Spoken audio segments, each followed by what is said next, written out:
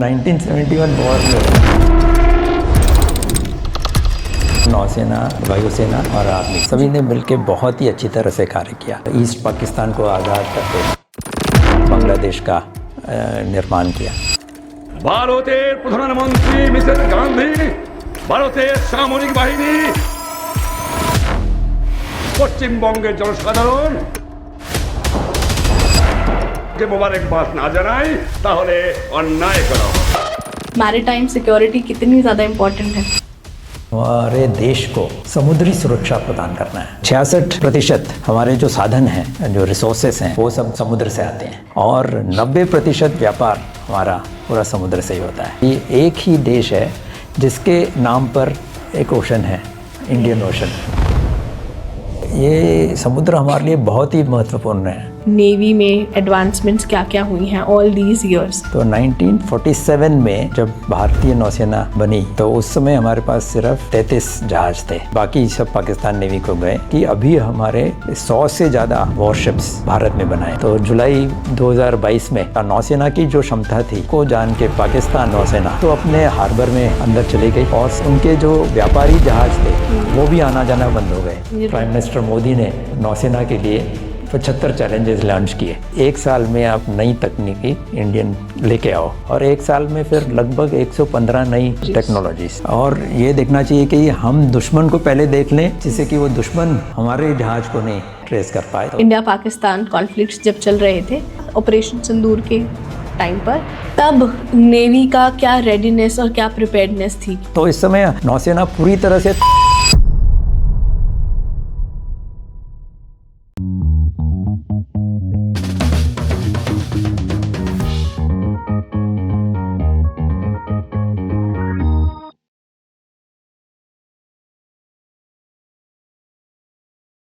जब भी हम भारत की सुरक्षा की बात करते हैं तो अक्सर हमारी नज़र बॉर्डर पे खड़े सैनिकों पर जाती है या फिर आसमान में उड़ रहे फाइटर जेट्स पर। मगर वो सुरक्षा जो सबसे ज़्यादा साइलेंट है और जो बिना दिखाई दिए देश की सॉवरेनिटी, देश की एनर्जी और इकोनॉमी को बचाती है, वो सुरक्षा समुंदर से आती है। Welcome to the very first navy podcast at hocus focus with Aanchal. आज के एपिसोड में हम बात करेंगे maritime warfare, maritime strategies, political, geopolitical scenarios और बहुत सारी नेवल स्ट्रैटेजीज के बारे में, क्योंकि इस कॉन्वर्सेशन में हमें ज्वाइन कर रहे हैं honourable respected former vice chief of naval staff Satish Gormade ji. और आगे बढ़ने से पहले अगर आपने हमारे चैनल को सब्सक्राइब नहीं किया है तो प्लीज़ कर लीजिए, क्योंकि आपका ये छोटा सा एफर्ट हमारे चैनल को बड़ा बनाता है और उसके कारण हम आपके समक्ष क्वालिटी गेस्ट लेकर आ सकते हैं। आप हमारे चैनल का ऑडियो एक्सपीरियंस भी इंजॉय कर सकते हैं, which is available on Spotify. Now I will let you tune in the entire episode. Maritime security कितनी ज़्यादा इम्पोर्टेंट है? तो मैरीटाइम एनवायरनमेंट या समुद्री जो वातावरण है और समुद्री सुरक्षा है, ये हर एक देश के लिए बहुत महत्वपूर्ण है। तो इसके लिए मैं एक छोटा सा उदाहरण दूंगा। एक सिंपल बहुत ही साधारण रूल है 60, 70, 80, 90 और 100, जिसमें है कि जो अभी 66% हमारे जो साधन हैं, जो रिसोर्सेस हैं, वो सब समुद्र से आते हैं। और हम सब ने तो सीखा ही है कि 70% हमारे ग्लोब या पृथ्वी पानी से कवर्ड है। 80% हमारी जनसंख्या समुद्र के साथ के पास में रहती है, 80% ऑफ पॉपुलेशन। और 90% व्यापार हमारा पूरा समुद्र से ही होता है। 90% ट्रेड है। तो यानी कि इस पर हमारा ये है। और जो आप मोबाइल इस्तेमाल करते हैं और इंटरनेट डेटा जो आता है, लगभग 100% अंडर सी केबल से आता है। डेटा केबल से। तो ये जो पूरी जो इंफॉर्मेशन आ रही है वो डेटा केबल से आ रही है। तो इसका महत्व हम इसी से जान सकते हैं कि मैरीटाइम एनवायरनमेंट या समुद्र कितना महत्वपूर्ण है हमारे सभी के लिए, पूरे संसार के लिए। एब्सोल्युटली। ये बात नहीं मुझे पता थी कि 90% of trade comes from ocean. इसका मतलब अगर वो ट्रेड रुक जाए तो any country will die within few days. Yes, is that true? बहुत यही है और यह सबको जानना बहुत ज़रूरी है, क्योंकि जब ये व्यापार रुक जाता है तो सीधा वो कॉमन मैन पे या अफेक्ट करता है, सब अफेक्ट करता है, क्योंकि इतना स्टॉक किसी के पास नहीं होता जिससे वो चल सके ज़्यादा दिन के लिए। इंडिया के पास भी नहीं है, बट इंडिया तो इंडियन ओशन पर बैठा है, इंडियन ओशन पे है। जोग्राफिकल एडवांटेज है ये, क्योंकि एक तो मैं ये कहना चाहूँगा कि एक ही देश है जिसके नाम पर एक ओशन है, इंडियन ओशन, हिंद महासागर। हाँ, कोई भी और देश नहीं है जिसके नाम पर एक सागर है। तो ये बहुत महत्वपूर्ण है, क्योंकि हमारे जो ये है मैरीटाइम एनवायरनमेंट, जो हमारा डेक्कन प्लेटो है, वो लगभग 1000 किलोमीटर इंडियन ओशन में स्ट्रेच्ड है। और इसी तरह से हम ये कह सकते हैं कि ये हमारा एक मैरीटाइम नेशन है, क्योंकि हम ज़्यादातर हमारा जो मैप देखते हैं नॉर्थ अप देखते हैं, जिसमें हमें हिमालय और वेस्ट की तरफ पाकिस्तान और नॉर्थ की तरफ चाइना दिखाई देता है। और हमारा सब ध्यान केंद्रित हमने यही सीखा है हमेशा। लेकिन अगर उसी मैप को हम अगर उल्टा करके देखें और रिवर्स करके देखें, तो जब देखेंगे हमारे जो तट है उधर से हमें समुद्र ही दिखाई देगा, और तब पता चलेगा कि हम कितना समुद्र राष्ट्र है। ये आपने बहुत अच्छी बात की कि अभी तक हम इंडिया को मैप देखते हैं तो हम उसके नेबरिंग कंट्रीज देखते हैं, बट हम नीचे बहुत आसानी से निगलेक्ट करते ही आए हैं, और हमें तो एज अ स्टूडेंट दिखाया भी नहीं गया है उतना पोर्शन। बट आप कह रहे हो कि नीचे से 1000 किलोमीटर तक इंडियन ओशन है, विच इज़ अ लॉट। हाँ, नहीं किलोमीटर तो नहीं, 1000 किलोमीटर तो हमारा डेक्कन प्लेटो समुद्र में जाता है। अच्छा। और फिर हमारे टिप से अगर इंडियन ओशन जाएगा वो तो ऑलमोस्ट 5000 से 6000 नॉटिकल माइल्स है। That means that is almost 8-9 kilometre. Wow, इतना इंडियन ओशन है लंबाई में, और चौड़ाई में देखा जाए तो 12 से 13,000 किलोमीटर। तो वो सारा एरिया हमारे टेरिटरी में? ये सारा एरिया हमारा इंडियन ओशन रीजन आता है, और ये हमारा प्राइमरी एरिया ऑफ ऑपरेशन है, क्योंकि यहाँ पर सारा व्यापार, संसार का व्यापार है। लगभग इसमें भी अभी 66% तेल इस रूट से जाता है, 50% कंटेनर ट्रैफिक इस रूट से जाता है। हाँ, तो इसमें इसका महत्व इतना ज़्यादा हो जाता है कि, और भारत का ही जो व्यापार है 95% समुद्र से आता है बाय वॉल्यूम, और 70% बाय वैल्यू बाय कॉस्ट, ये समुद्र से आता है। तो इसलिए ये समुद्र हमारे लिए बहुत ही महत्वपूर्ण है।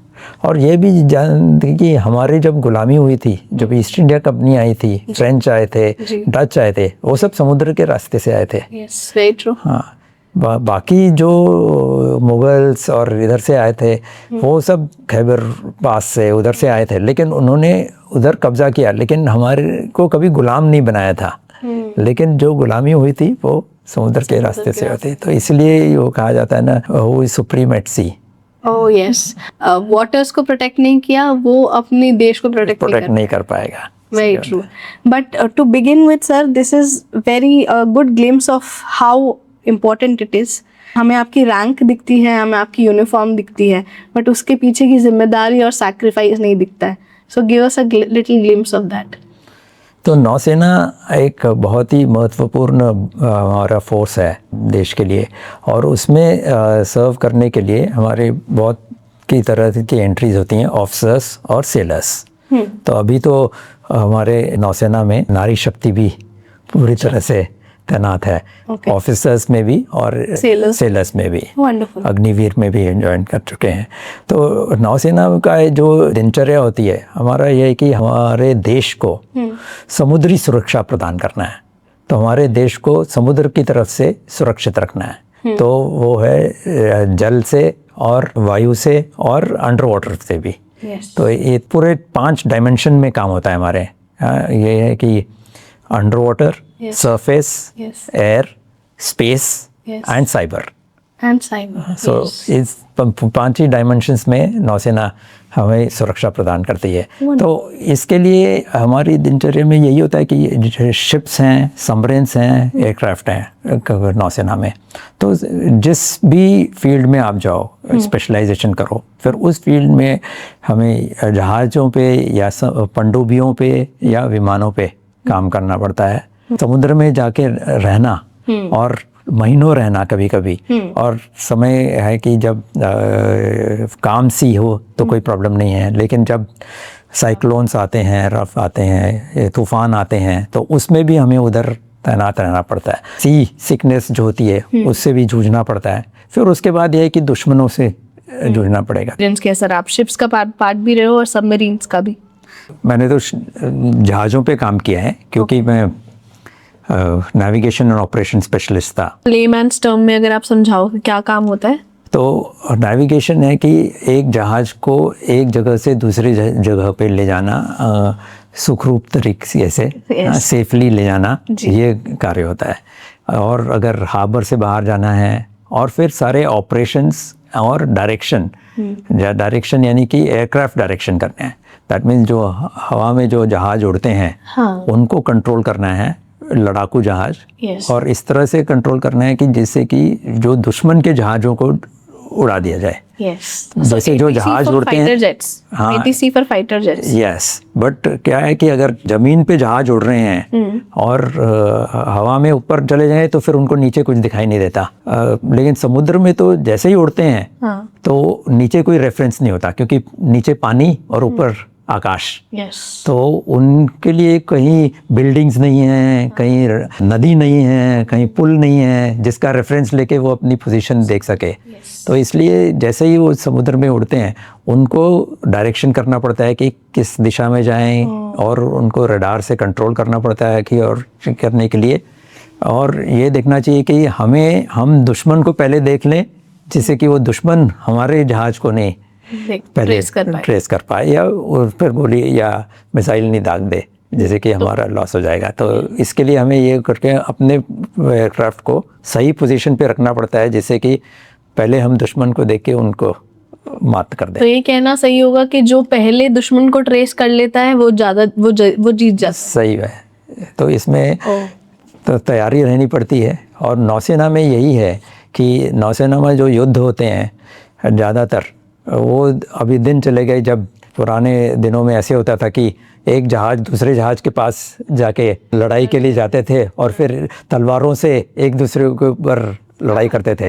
ऐसा था जब एंशिएंट टाइम्स में जो युद्ध होते थे। पर अभी तो जो स्टैंड ऑफ मिसाइल्स हैं, स्टैंड ऑफ वेपन्स हैं, तो इतने दूर से हैं कि हमें इलेक्ट्रोमैग्नेटिक स्पेक्ट्रम में पहले डिटेक्ट करना पड़ता है, फिर मिसाइल लॉन्च करनी पड़ती है सही जगह पे।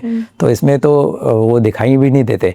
तो इसलिए हमें पूरा अलर्ट रहना पड़ता है कि जब भी हम अपने हार्बर से बाहर जाते हैं तो पूरा अलर्टनेस रहनी पड़ती है 24 घंटे, हाँ, 365 डेज टू बी अवेयर कि कौन कहाँ पर है। अगर दुश्मन का जहाज़ है और अगर लड़ाई का माहौल है या उस समय युद्ध चल रहा है, तो हमें जो पहले डिटेक्ट करेगा वो पहले विल विन। एंड देयरफॉर नौसेना में क्या होता है कि it is during war it is 95% wait and 5% action. तो 95% में हमें बस अलर्ट रह के इंतजार है, और कब एक्शन हो जाए पता नहीं। और उस समय अगर हम तैयार नहीं हैं, और आई थिंक वही सबसे डिफिकल्ट पार्ट है, the wait that's very and उस समय एंड्योरेंस, स्टैमिना सब कुछ टेस्ट हो जाता है। When it comes to army, तो उनका दुश्मन सामने होता है एकदम। And when it comes to I think air force pilots, fighter pilots, उनके लिए स्प्लिट सेकंड्स डिसीजंस होते हैं, दे आर वेरी एक्टिव, वो ऊपर सर्वेलेंस कर रहे होते हैं। मगर ये बात कि आपका जो टाइम है, आपको वॉर फ्रंट पर जाना है या फिर आपका जो एरिया ऑफ सर्वेलेंस है या प्रोटेक्शन है वो पूरा सी है, वो आपको पूरे सी का ध्यान रखना है। और आपका अगर आपको पहुंचना भी है दुश्मन तक, तो आपको उसके लिए एक्टिव रहना है। इट्स नॉट समथिंग कि आप चल कर पहुँच गए। तो वो बहुत नज़र रखने वाली बात है। जब आप मेरे साथ कल प्री टॉक में ये वाली बात कर रहे थे तो मेरे दिमाग में ये बात है कि us as a civilians are not even aware of these things, कि हमें पता ही नहीं होता है कि ये छोटी छोटी चीज़ें कि 95% सच में वेट करना होता है और उसमें ही सारा इंड्योरेंस और जो जज्बा एक सोल्जर का वो शैटर होने लगता है। तो आपके एक्सपीरियंस में ऐसा ऑपरेशन या मिशन आपने किया हो जो आप हमारे साथ एक्सपीरियंस शेयर करना चाहो? एक्सपीरियंसेस तो बहुत हैं जी। और इसमें से जो स्प्लिट सेकेंड या जो सही समय पे निर्णय लेना है, तो उस समय एक ऐसा सिचुएशन था कि हम बे ऑफ बंगाल में जी एक्सरसाइज कर रहे थे। मैं INS विराट पे था। ओके। और हम INS विराट से सी हैरियर्स उस समय उड़ते थे। Sea harriers are the aircraft, fighter aircraft, लड़ाकू जहाज, हाँ? जी जी। जो एक्चुअली एयरक्राफ्ट कैरियर के वेपन्स होते हैं। ओके। और जब उधर से हम जब ये नॉर्मल एक्सरसाइज करते हैं पीस टाइम में, हम तैयारी करते हैं युद्ध के लिए, तो हम अपने 2 एयरक्राफ्ट लॉन्च करते हैं और एक उसमें से एनिमी एयरक्राफ्ट ब्रीथ किया जाता है और एक जो हमारा एयरक्राफ्ट। तो हमें ऐसे करना, उनको सेटअप करते हैं कि वो एक दूसरे को इंटरसेप्ट कर सकते हैं और जिस तरह से कि हमने ये पोजीशनिंग करनी है। तो ऐसे समय पे हम एक जुलाई महीना था और बे ऑफ बंगाल में ये जो अभ्यास कर रहे थे। ठीक है। तो जब लॉन्च हुए 2 एयरक्राफ्ट और उनकी जो एंड्योरेंस होती है सिर्फ 45 मिनट होती है, 45 minutes, because they take off from the aircraft carrier and they are vertical take off and short take off. तो ज़्यादा ईंधन इस्तेमाल होता है उनका। और लैंड करते समय भी एकदम वर्टिकल लैंडिंग होती है, तो उसमें ज़्यादा ईंधन यूज होता है, तो इसलिए उनका एंड्योरेंस भी कम होता है, बट एंड देर 45 मिनट्स से ज़्यादा नहीं होता। मतलब हवा में 45 मिनट्स रह सकते हैं। यस, लेमैन टर्म में। तो वो जब एक्सरसाइज कर रहे थे तो लगभग 20-30 मिनट हो चुके थे, तो एक बहुत ही भयंकर स्कॉल, जो बहुत तेज बारिश और ये आ गए। हाँ, और it was a sudden change of weather. Storm आ गया। हाँ, स्टॉर्म तो नहीं था, it is called a squall, that means बहुत घने बादल और बारिश तेज चीज़ें। तो उससे क्या है कि विजिबिलिटी एकदम कम, जीरो हो गई। और ये उसके कारण रडार पे भी जो पिक्चर आता है वो भी उस क्लाउड्स के कारण एकदम इट गेट्स टोटली ऑब्सक्योर्ड, वो दिखना ही शुरू हो जाता है। तो जो एक डायरेक्शन ऑफिसर जो कर रहा था, हमेशा हमारा ये होता है कि एक डायरेक्शन ऑफिसर कंट्रोल करता है और दूसरा स्टैंड बाई पे रहता है। तो उस दिन मैं स्टैंड बाई पे था। ठीक है। तो जो कंट्रोल कर रहा था, तो उसका रडार वो पूरा ब्लैंक हो चुका था, उसको कुछ दिखाई नहीं दे रहा था। तो उसने सब को वार्न किया कि मुझे कुछ दिखाई नहीं दे रहा, कोशिश कर रहे हैं। तो सभी अपने रडार को एडजस्ट कर रहे थे। तो 30 मिनट हो गए, 30-35 मिनट हो गए, लेकिन हमें दिख नहीं रहे थे हम पर। लेकिन हमारा कम्युनिकेशन उन दोनों जहाज़ों के साथ था। और जैसे जैसे टाइम ख़त्म हो रहा है तो समय, और बीच समुद्र में थे, उधर से कहीं उनको डाइवर्ट भी नहीं कर सकते थे। तो इसके लिए तो लकीली मैंने कुछ एडजस्ट किए, जैसे ईश्वर की कृपा होती है, और मुझे वो दोनों दिखाई दिए। तो 35 मिनट पे उनको फिर मैंने कंट्रोल में लिया और लेके आए साथ में। पर लेकिन वो भी बीच बीच में इंटरमिटेंट दिख रहे थे, कभी दिख रहे थे कभी नहीं, क्योंकि बड़े बड़े वो ये जो बादल थे उनके कारण जो पूरा ब्लैंक हो जाता है रडार्स को। तो वो 40 मिनट के पास उनको जहाज़ के ऊपर लेके आए। जब जहाज़ के ऊपर रहे तो उनको बोला जहाज़ दिख रहा है क्या, तो उनको नहीं दिख रहा था। तो उनको हमने पहले 300 मीटर पे लेके आए, फिर उसके बाद 300 फीट पे लेके आए। हाँ, तभी भी उनको दिखाई नहीं दे रहा था। तो जब 200 फीट पे लेके आए तब उनको दिखाई दिया जहाज। तो और हमारे जहाज का मास्ट होता है 140 फीट तक था। तो उस समय लगभग 42 मिनट ख़त्म हो चुके थे। तो जस्ट अराउंड 44th मिनट पे वो लैंड हुए दोनों। तो it was a real split time, because एक और मिनट अगर लेट होते तो उनको इजेक्ट करके पानी में जाना हो जाता। और फिर उधर उस समय जो विजिबिलिटी थी उसमें उनको ढूंढना भी मुश्किल हो जाता था। तो ये था कि ये आपने एक छोटा सा एग्जाम्पल दिया है, just a trailer of how your life is. तो इसमें क्या होता है कि स्प्लिट डिसीजन मेकिंग, सही निर्णय, और उस समय हमें एकदम शांत रहना पड़ता है और सही तरीके से, क्योंकि हम खुद अगर शांत नहीं हैं तो पायलट को पता चलेगा कि कुछ सही नहीं है और वो हम पर पूरी तरह से निर्भर है, उसकी जान हमारे पर निर्भर है। तो हमारा कर्तव्य होता है कि सही तरीके से उनको वापस लाना। तो उसमें चाहे पसीने छूट रहे हैं लेकिन You have to be stay composed. Composed and सही बात है। वो आपको देखकर लग भी रहा है, बट आपने जिस तरीके से बहुत ही सरल और कंपोज तरीके से आपने ये एक्सप्लेन किया है, but while I was imagining the whole thing, आप जैसे जैसे आप नरेट कर रहे थे I was imagining the whole thing, मेरे दिमाग में छवि, पिक्चर, वीडियो सब बन गई थी, and it's like a action thriller movie for me. And हम जो मूवीज़ में देखते हैं वो आई डोंट थिंक कि वो क्लियर डिपिक्शन भी है, बट आप वैसी ज़िंदगी जीते हो, it's always on the edge. वाह, दिस इज़ ग्रेट। जैसे कि अभी तक हमने when it comes to history हमने ऑपरेशन ट्राइडेंट पढ़ा है, हमने ऑपरेशन पाइथन पढ़ा है। Were you active at that point of time? No, I was not, उस समय तो मैं स्कूल में था। पर 1971 वॉर में यह एक युद्ध था जिसमें तीनों सेनाओं, नौसेना, वायुसेना और आर्मी, सभी ने मिलकर बहुत ही अच्छी तरह से कार्य किया और मिलजुल के जिस तरह से हमने ईस्ट पाकिस्तान को आज़ाद करके बांग्लादेश का निर्माण किया। मैं ये जानना चाहूँगी कि आपकी जो ट्रेनिंग रहती है एज नेवल, ऑब्वियसली जो आपकी स्पेसिफिक स्पेशलाइजेशन है उसके अकॉर्डिंग ट्रेनिंग रहेगी, बट आपकी ट्रेनिंग में क्या क्या आपको देखने को मिलता है, क्या ट्रेनिंग का पार्ट रहता है? जैसे ऑब्वियसली समुंदर से डील करना, तो हमें सबसे पहले तो हमारी सबकी ट्रेनिंग, ऑफिसर्स की ट्रेनिंग नेशनल डिफेंस एकेडमी और इंडियन नेवल एकेडमी में होती है।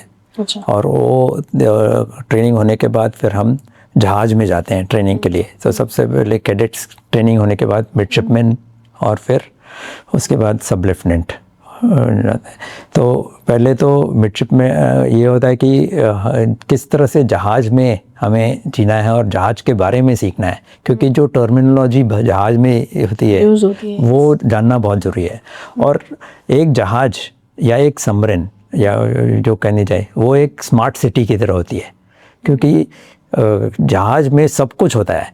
यानी कि एक बार जब हम समुद्र में चले जाते हैं तो खाना पकाने से लेके युद्ध करना, यानी कि एमिनिशन, ईंधन पूरा है, जनरेटर है, इंजन है, एयर कंडीशनिंग है, सीवेज ट्रीटमेंट प्लांट है, गार्बेज डिस्पोजल है, सब कुछ उसको चलना चाहिए। हाँ, उसमें इलेक्ट्रिसिटी जनरेशन होना है, रिवर्स ऑस्मोसिस प्लांट्स होने चाहिए जिससे कि प्यूरिफाइड वाटर मिले। हाँ, पानी बनाना है, खाना बनाना है, और फिर वॉच रखना है कि सारे जो इक्विपमेंट है वो चलने के लिए। तो इतनी तकनीकी होनी चाहिए कि सारा कुछ चलाना आना चाहिए। तो सभी के स्पेशलाइजेशन होते हैं, लेकिन ऑफिसर्स को सब कुछ सीखना पड़ता है, क्योंकि being you have to give the orders, तो हमें पता होना चाहिए। तो चाहे हम एग्जीक्यूटिव ब्रांच में होते हैं, लेकिन थे तो एग्जीक्यूटिव ब्रांच के लोग ही कैप्टन और एग्जीक्यूटिव ऑफिसर होते हैं। बाकी जो इंजीनियर्स होते हैं वो marine engineer, electrical engineer and aeronautical engineers, their jobs. लेकिन हमें ये जानना बहुत ज़रूरी है कि हमें मिलजुल के रहना है और सारा कुछ हमें आना चाहिए उसके बारे में। तो सब कुछ सीखना पड़ता है। और ये भी ज़रूरी है कि जब हम युद्ध में जाते हैं तो हम मिलकर लड़ते हैं, क्योंकि अगर हमें दुश्मन को डिटेक्ट करना है और दुश्मन ने हमें डिटेक्ट करके अगर मिसाइल या टॉर्पेडो लग गया तो वो टॉर्पेडो एक आदमी के लिए नहीं होगा, वो पूरा जहाज जाएगा। तब ये नहीं है कि आप कैप्टन हो या जो हाइजीनिस्ट हो या जो इंजीनियर हो तो उसको लगेगा। तो गोली एक के लिए नहीं होती, इधर सबके लिए होती है। तो जब भी मिलजुल के, और फिर जब अगर जहाज में आग लग गई तो उसको बुझाना सबको आना चाहिए, डैमेज कंट्रोल आना चाहिए। तो ये सब का प्रशिक्षण हमें ट्रेनिंग में किया जाता है। तो रात को आप सो रहे हो, आप देख रहे हो क्या आग लग गई, इंस्टेड ऑफ पैनिकिंग आपका अलग प्रोटोकॉल और आपका अलग सही एक्शन उस समय सही, क्योंकि जो फर्स्ट एड फायर फाइटिंग है तो पहला एक्शन बहुत ज़रूरी है। क्योंकि अगर आग लग गई तो उसमें सबसे पहला जो एक्शन सही किया तो उस आग को हम बड़ी आग होने से बचा सकते हैं। तो फर्स्ट एड फायर फाइटिंग बहुत ज़रूरी है। तो फ्लडिंग हो रही है, क्योंकि अगर जहाज़ में छेद हो गया तो पूरा पानी भर आया, अगर पानी भर गया और उसको पूरा फ्लडिंग हो गई तो जहाज़ डूब जाएगा। तो उसको भी किस तरह रिपेयर करना है पानी में वो भी हमें आना चाहिए। तो इस तरह से ये डैमेज कंट्रोल करना बहुत ज़रूरी है। एग्जैक्टली सर, आप डैमेज कंट्रोल की बात कर रहे थे। That's one part of your daily life as an officer और as somebody as a soldier on the ships and the submarines. मगर जब प्रॉपर तबाही हो रही है या फिर शिप्स डूब रही हैं या फिर सबमरीन डूब रही है, आपको अपने आप को एस्केप करना है, वो सिचुएशंस कैसी रहती हैं? आपने ऐसा कुछ एक्सपीरियंस किया है? हाँ, situations have come like that कि जब कभी कहीं आग लगी हो तो उसमें बुझाना है, हाँ, तो सही एक्शन लेना है, जैसे कि वो आग ज़्यादा बड़ी नहीं, वो एक है। फिर एक ऐसा सिचुएशन था जब मैं, एक जहाज़ है निरीक्षक हमारा है इसमें, वो है submarine rescue vessel and diving support vessel. अच्छा। तो उस एक यूनिक शिप है वो, हाँ। उसको एक बार ऐसे ही हुआ कि जब विराट में एक हेलीकॉप्टर लैंड करने के लिए आ रहा था, सीकिंग, वो लैंड करने के लिए आ रहा था और जस्ट लैंड करने वाला था, अभी जस्ट टच करने वाला था, तो उसका जो टेल रोटर में खराबी आ गई एंड वो उधर ही हेलीकॉप्टर और हेलीकॉप्टर फिर सोल करके एकदम पानी में गिर गया। और जैसे ही पानी में गिरा, और उधर वो गोवा के ऑफ गोवा था और 70 मीटर डेप्थ थे, तो ये बहुत ही भाग्यशाली है कि उसमें 2 पायलट थे और 2 ऑब्जर्वर्स थे, 4 ऑफिसर्स थे। वो चारों दे एस्केप्ड। और हेलीकॉप्टर से एस्केप करना बहुत आसान नहीं है, क्योंकि बहुत कठिन है, क्योंकि उनका जो रोटर चलता रहता है, तो वो पानी में डूब रहा है और ये पूरा पानी में चला गया, और उनमें से निकल के वो ऐसा है कि अपने को बचाना है और वो रोटर से भी बचना है, और तो उतना उनको प्रेजेंस ऑफ माइंड होना चाहिए। तो पहले दोनों पायलट और वो दोनों ये बच गए लकीली, पर वो हेलीकॉप्टर डूब गया उधर। अभी जो डूब गया तो उसको सैल्वेज करना था, तो उसके लिए उस जहाज को भेजा गया। सैल्वेज मतलब क्या होता है? सैल्वेज मीन्स पानी में अभी वो 70 मीटर के तह पे, बॉटम पे वो पहुंच गया है, उसको निकालना सैल्वेज करना है। ठीक है। हाँ, तो उसमें से और सही सलामत निकालना है, क्योंकि इस तरह से निकालना है कि उसका जो ब्लैक बॉक्स मिल जाए, फिर हमें पता चलेगा कि उसमें क्या तकनीकी खराबी आई थी, और उससे ये पता चलेगा, सीखने को मिलेगा कि अगली बार ये होना नहीं चाहिए, उसे सीखना चाहिए। तो ये बहुत ज़रूरी है कि हमें मिलना चाहिए। तो वो जहाज़ गया उधर करने के लिए, तो वो नहीं ढूंढ पाया उस समय। अच्छा। और उस जहाज़ में भी कुछ तकनीकी प्रॉब्लम्स थी। अच्छा। फिर वो उसको मुंबई में वापस आना पड़ा, खराबियाँ थी उनको ठीक करने के लिए। जब वापस आया, फिर उसके बाद उस समय मुझे मौका दिया गया कि आप इस शिप का कमांड करो।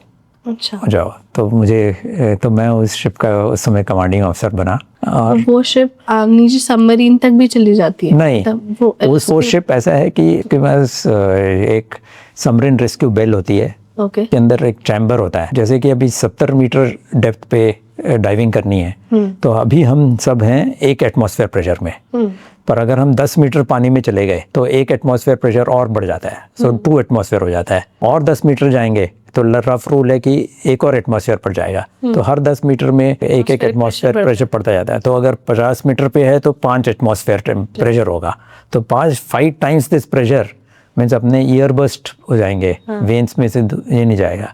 तो उस डाइविंग के लिए सैचुरेशन डाइविंग कहते हैं। तो उसके लिए इस जहाज़ में स्पेशलाइज्ड चैम्बर्स होते हैं, जो डाइवर्स होते हैं उनकी स्पेशल ट्रेनिंग होती है, उनको कंप्रेस किया जाता है, और वो उस कंप्रेशन चैम्बर में रहते हैं, और उनको कंप्रेस किया जाता है। 70 मीटर पे डाइविंग करनी है तो 70 मीटर के लिए उनको कंप्रेस किया जाता है, और फिर वो उस चैम्बर में ही रहते हैं, और उधर ही उनको और ये एयर मिक्सचर दिया जाता है, क्योंकि उनको नॉर्मल ऑक्सीजन जो अभी हम ब्रीथ कर रहे हैं, सांस ले रहे हैं, वो नहीं चलता उस डेप्थ पे।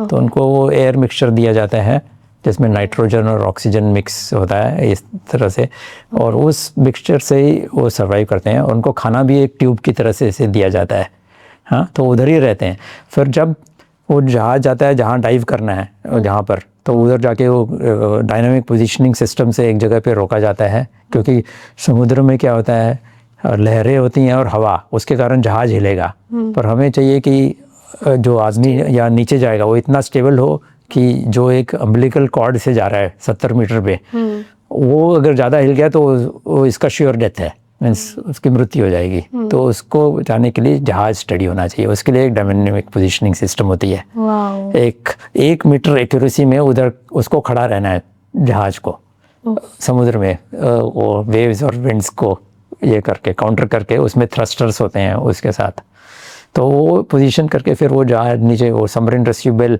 लोअर की जाती है 70 मीटर पे, फिर वो बेल से बाहर निकलता है, वो डाइव करता है, देखता है क्या है बॉटम पे, और फिर अगर मिल गया तो ठीक है, वो 10 मीटर दूर जा सकता है, 10 मीटर से करके फिर वो सर्च करता है, फिर अगर मिला तो ठीक है, नहीं तो फिर आगे मूव करेगा। तो इस तरह से 20-20 मीटर आगे करके इस तरह से सर्च करनी पड़ती है। तो वो अपने साथ चेम्बर लेके जाते हैं जिसको रेस्क्यू करने जाते हैं? चेम्बर जो होता है, एक बेल, चेम्बर तो इधर और शिप में होता है। हाँ। एक बेल होती है जो लोअर की जाती है शिप में से, शिप में एक वेल होती है, उसके अंदर से नीचे लोअर की जाती है, उसमें वो जाता है, फिर उसके बाद वो उस अम्बिलिकल केबल से बाहर निकल के देखता है। अच्छा। तो ये उस जहाज का फिर मैंने जब कमांड लिया तो उसमें वो काफ़ी तकनीकी थी, लेकिन वो जो सेलर से वो काफ़ी दिन से बाहर थे, उनका थोड़ा मोरल भी डाउन था, हाँ, पर उनको थोड़ा मोटिवेट करके उनसे ये करके हम उस ऑपरेशन के लिए गए। फिर उधर उन्होंने पहले 2 दिन ढूंढा पर फिर भी नहीं मिला। फिर लकीली कुछ ऐसे होते हैं ना, ईश्वर की कृपा, 7 सेंस मिलती है जो, तो उस तरह से मैंने एक दूसरे डायरेक्शन में, जहाँ वो विंड्स एंड वेव्स की तरफ से सोच समझ के थोड़ा उस तरफ गए, तो हमें 2 दिन बाद वो जहाज मिल गया पूरा। और जहाज मिल गया फिर वो कभी तक एक तक इसका कभी सैल्वेज, इस तरह के जहाज, वो था लगभग 12 टन का जहाज, और 12 टन को अपने क्रेन से उठाना शिप से, शिप की उस क्रेन की भी लिमिट 12 टन ही थी, तो उसको उठाना एक चैलेंज था, पर उसको एक अच्छी तरह से योजनाबद्ध से सब मिलजुल के टेक्निक से उसको हमने, और ड्राइवर्स से मिलके उसको हमने पूरा सैल्वेज कर लिया। एंड सो वो एक कैपेबिलिटी उस जहाज की प्रूव हो गई।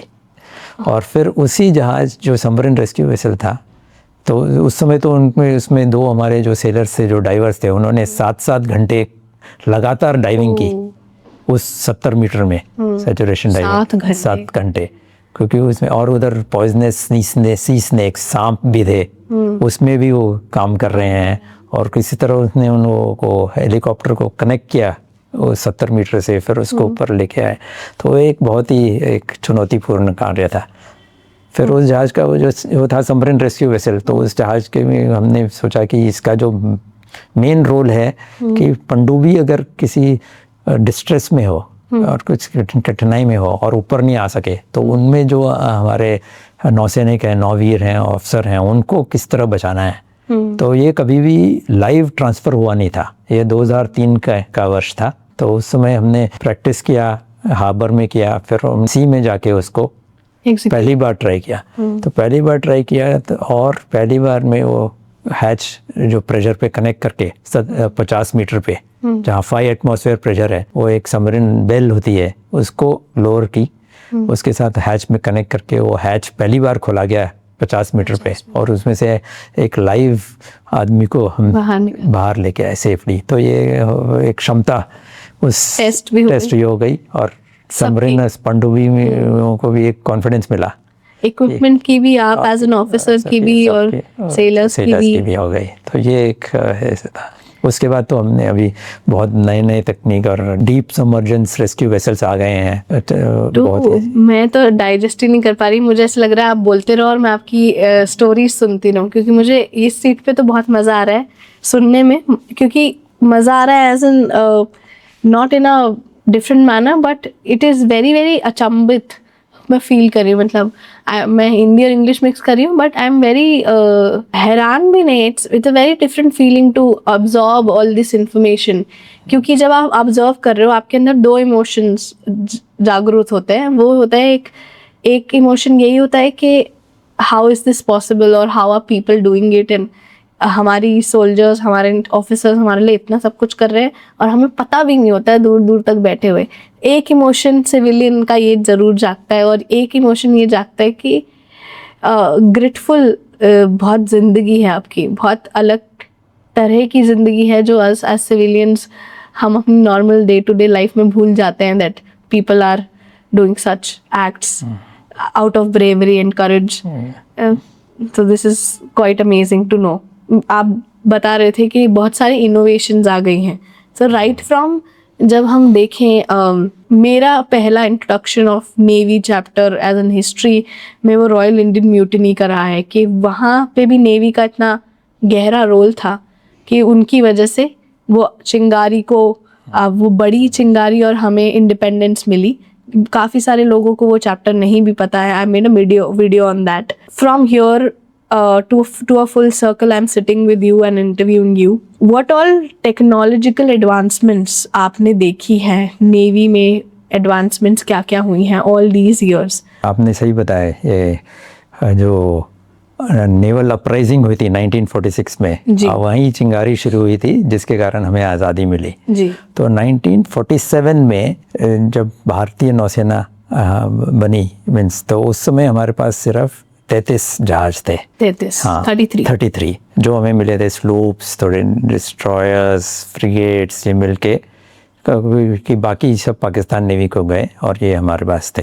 तो तभी कोई हमारे जो एडमिरल थे उनका एक विजन था कि भारतीय नौसेना एक ब्लू वाटर नेवी होनी चाहिए. Yes. और जिसमें एयरक्राफ्ट कैरियर होने चाहिए, सबमरीन्स होने चाहिए. लेकिन हमारे पास उसमें कुछ नहीं था, सिर्फ जहाज ही थे, 33 जहाज जी.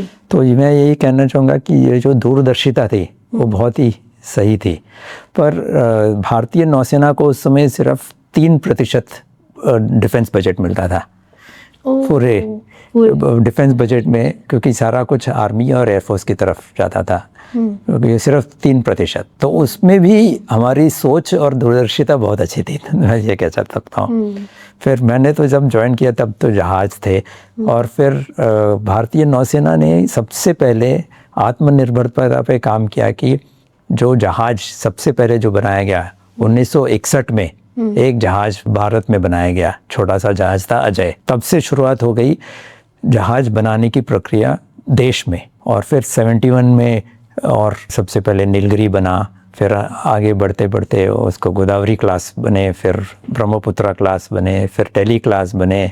और इस तरह से हमारी जो आत्मनिर्भरता और जो सोच रही है वो मैं सही कहूँगा कि ये पहले से ही भारतीय नौसेना इसमें काफ़ी आगे रही है.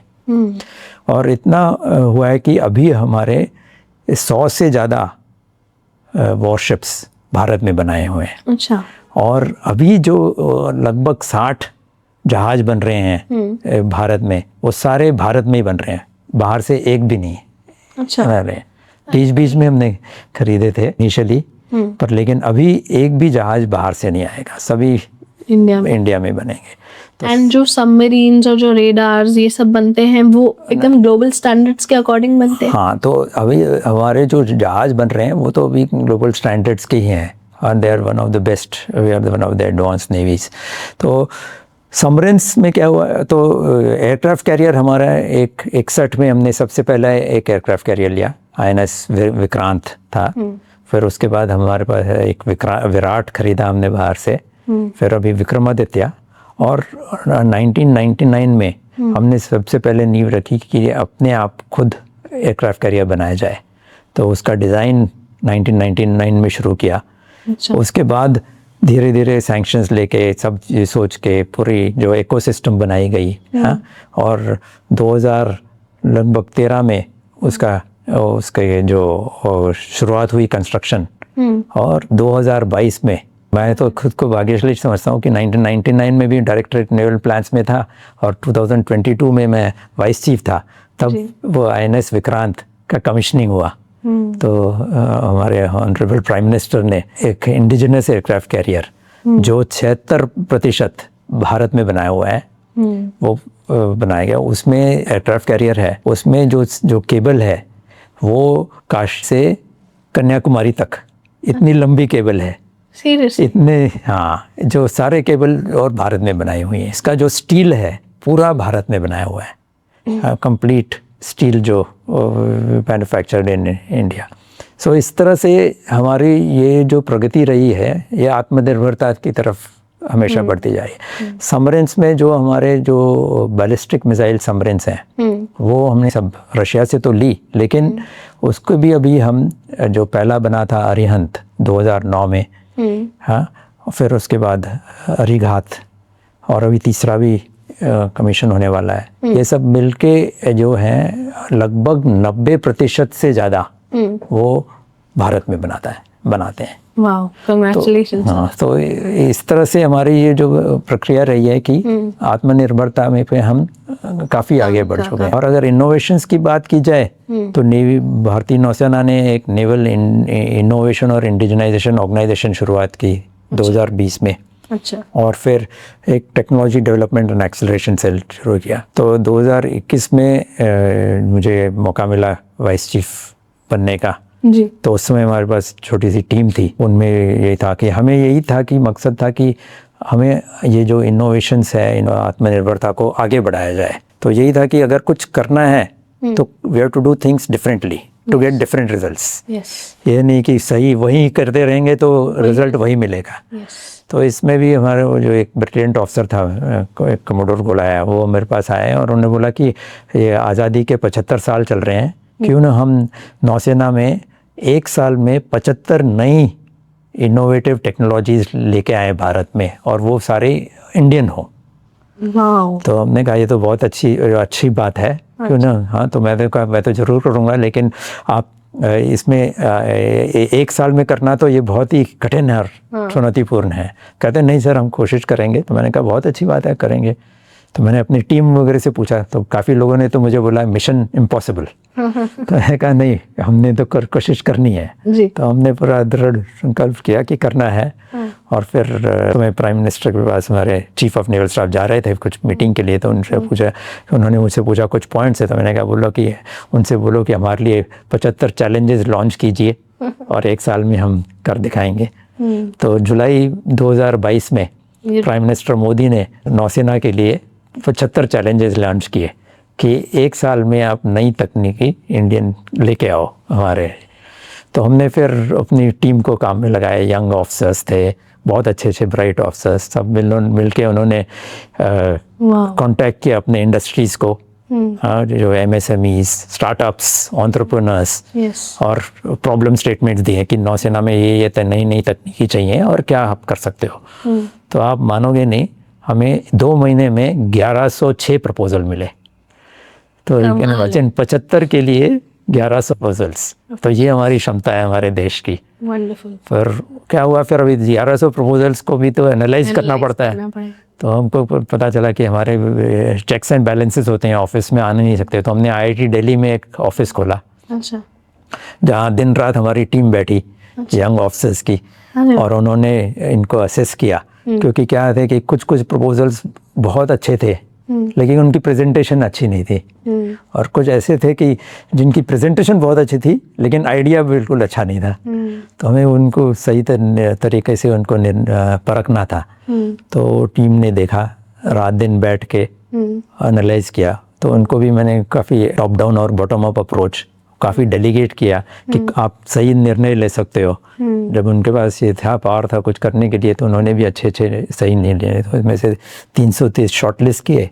फिर एक साल में एक पहला कॉन्ट्रैक्ट हमने 20 दिन में साइन किया, जबकि साल लगते हैं। तो सभी स्पीड ऑफ एग्जीक्यूशन एंड सही तरीके से, क्योंकि सही मकसद तो यही था कि देश के लिए कुछ करना है और सही करना है। और एक साल में फिर लगभग 115 नए कॉन्ट्रैक्ट्स ऑन हो गए और आगे 115 टेक्नोलॉजीज, और उसमें से 10-12 तो विश्व में पहली बार। अरे वाह, गेम चेंजिंग है। तो इस तरह से इनोवेशन, और उसके कारण 2022 में हमारा सबसे पहला स्वावलंबन हुआ जब प्राइम मिनिस्टर मोदी ने ये लॉन्च किए थे चैलेंजेस। उसके बाद हर साल हमारा स्वावलंबन एक नेवी का एक एक्सरसाइज होता है। उसमें आगे ही बढ़ती जा रही है नेवी, नौसेना इसमें। Wonderful. Congratulations, sir. Just really proud to even hear that.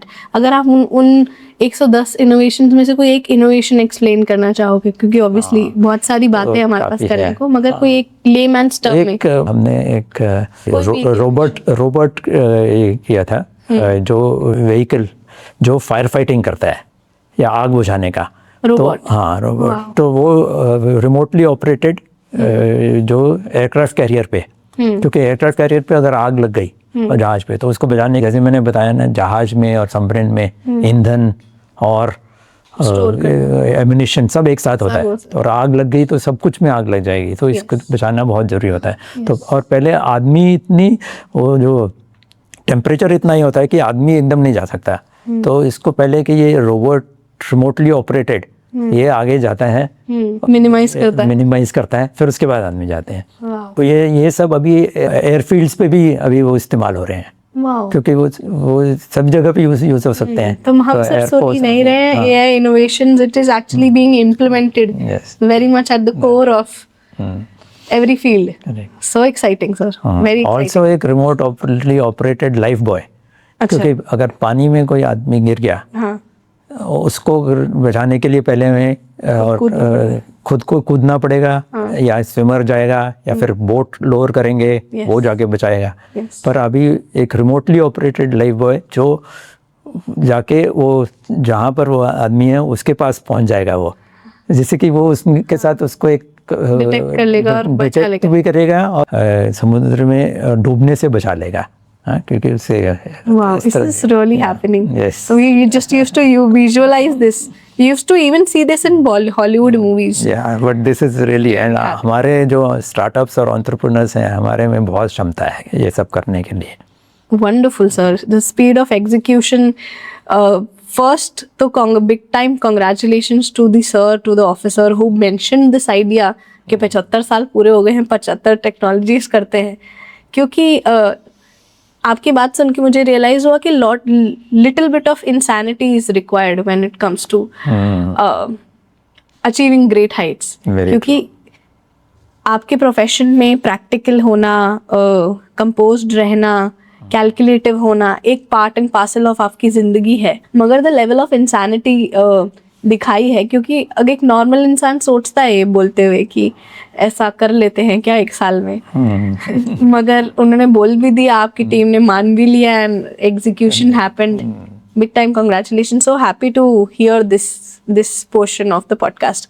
Moving on sir, मुझे बात करनी है कि मैंने पहले भी मेंशन किया कि ये पहली बार था कि हमारी जनरेशन ने इतना इंटेंस एटमॉस्फेयर देखा था, वॉर जोन टाइप जो क्रिएट हो गया था ऑपरेशन सिंदूर के टाइम पर, इंडिया पाकिस्तान कॉन्फ्लिक्ट्स जब चल रहे थे, तब नेवी का क्या रेडीनेस और क्या प्रिपेयर्डनेस थी, क्योंकि तब हमने ऑब्वियसली देखा है कि ड्रोन्स उड़ रहे थे, आर्मी भी तैनात थी, और फुल एक्शन में हमने देखा है। कारगिल के टाइम पे आप लोगों ने देखा, हमारे मामा पापा की जनरेशन ने देखा, बट हमारी यंग जनरेशन ने इस समय पे पहली बार देखा कि ऐसा कुछ क्रिएट हो रहा है। तब नेवल एक्टिविटी क्या थी या प्रिपेयर्डनेस कितनी थी? तो ऐसे ऑपरेशन सिंदूर जैसे ही जो पहलगाम का जो अटैक हुआ, उसके बाद नौसेना एकदम तैनात हो गई, और 2-3 दिन में नौसेना डिप्लॉय हो गई थी नॉर्थ अरेबियन सी में, अरबी समुद्र में। ठीक है। और वहाँ से हमने सरफेस टू सरफेस मिसाइल्स और सरफेस टू एयर मिसाइल्स का टेस्ट किए। सरफेस टू सरफेस मिसाइल, तो सरफेस टू एयर मिसाइल, तो सरफेस टू सरफेस में समुद्री सतह से सतह पर, यानी कि एक जहाज पे दूसरे जहाज पे दागना। ठीक है। और सरफेस टू एयर होगा कि समुद्री सतह से हवा में उड़ते हुए जहाज को उड़ाना। इनका जो ट्रायल हमने किया अरबी समुद्र में, उससे दुश्मन को दिखा दिया कि हमारे पास बहुत क्षमता है और सही। तो ये जो ट्रायल्स हुए वो ओपन में हुए कि बताने के लिए कि हमारे पास ये क्षमता है। बिल्कुल। और फिर पूरा लोड करके हमारी नौसेना डिप्लॉय हो गई नॉर्थ वेस्टर्न नेवल फ्लीट जो थी, ठीक है, नॉर्थ अरेबियन सी में। उसमें हमारा कैरियर बैटल ग्रुप फिकरान था उसमें, और बाकी से शिप्स, सबमरीन्स और हमारे जो हवाई जहाज, और हमारा सर्वेलेंस यानी निगरानी रखना 24/7 उधर से और स्पेस से वो था। तो उससे क्या हुआ कि हमारी जो क्षमता, नौसेना की जो क्षमता थी, को जान के पाकिस्तान नौसेना या तो अपने हार्बर में अंदर चली गई, और या तट के पास थोड़ी सी छोटे छोटे जहाज रह गए थे, सारी अंदर चले गए, उन्होंने बाहर निकलना ही बंद कर दिया। तो उनका सही में ये ब्लॉकेड जैसे ही हो गया था। और उनके जो व्यापारी जहाज थे वो भी आना जाना बंद हो गए। और जो बाकी जो मर्चेंट शिपिंग थी उन्होंने भी इंस्ट्रक्शंस दे दिए सबको, निर्देश दे दीजिए कि पाकिस्तान या कराची में जाना बंद कर दो। तो उससे उनको बहुत ही कठिनाई शुरू हो गई, उनके एक्सपोर्ट पे भी निर्यात पे भी फर्क पड़ गया। तो इस समय नौसेना पूरी तरह से तैयार थी एक्शन के लिए।